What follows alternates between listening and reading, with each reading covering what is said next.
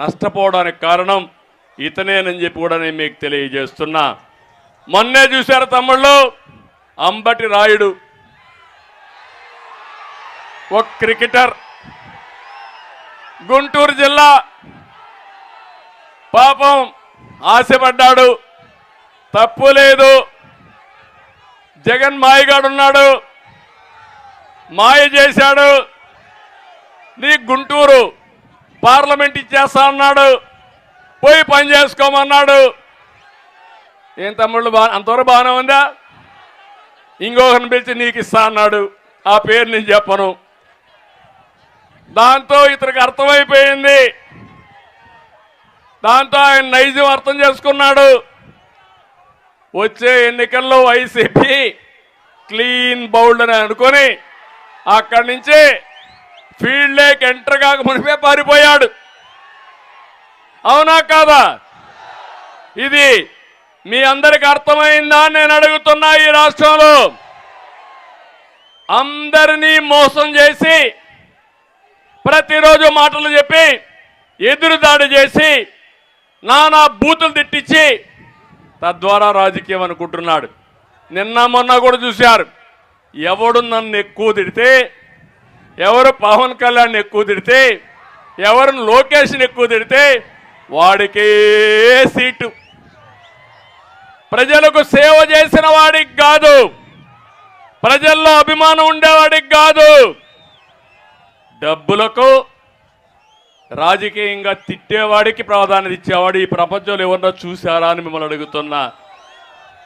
ఇప్పుడు ఇక్కడ చూశారు విజయవాడలో, విజయవాడ వెస్ట్ ఆడొక ఎమ్మెల్యే ఉండేవాడు, ఇప్పుడు ఉన్నాడు, కొబ్బరి చిప్పల మంత్రి.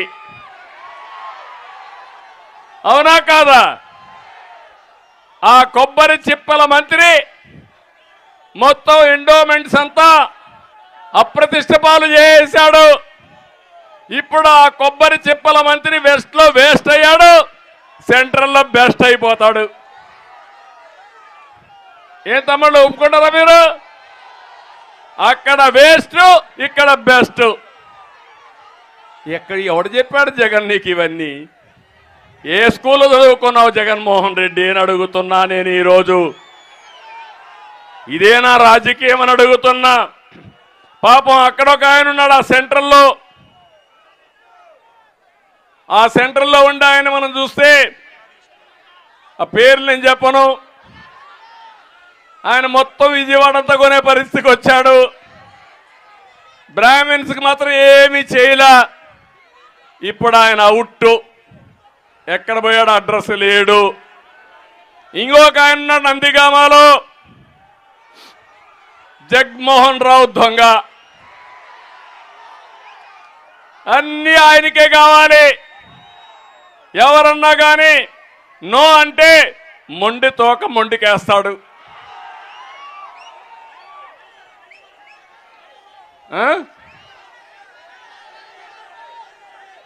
మండివరం వస్తా ఓకే. అలాంటి వ్యక్తి ఆయన. అంటే ఆయన తమ్ముడు చూస్తే అరాచకాలకు అంతే లేదు. ఇంకో పక్క జగ్గాయిపేటలో ఉండే ఆయన, ఇంకా ఆయన చెప్పక్కర్లేదు, కడాన కొడుకే డ్రగ్స్ రవాణాలో పట్టుబడే పరిస్థితికి వచ్చాడు. ఇంకో పక్క మైలవరం గురించి నేను మాట్లాడాల్సిన అవసరం లేదు. ఇక్కడికి వచ్చినప్పుడు తిరువూరులో రక్షణ నిధి కాదు, భక్షణ నిధి, మొత్తం భూ సెటిల్మెంట్లు, రెవెన్యూ ఆక్రమాలు అన్నీ ఇనివే. ఏం తమ్ముళ్ళు వీళ్ళ ప్రజాప్రతినిధులు అడుగుతున్నా మిమ్మల్ని అందరినీ.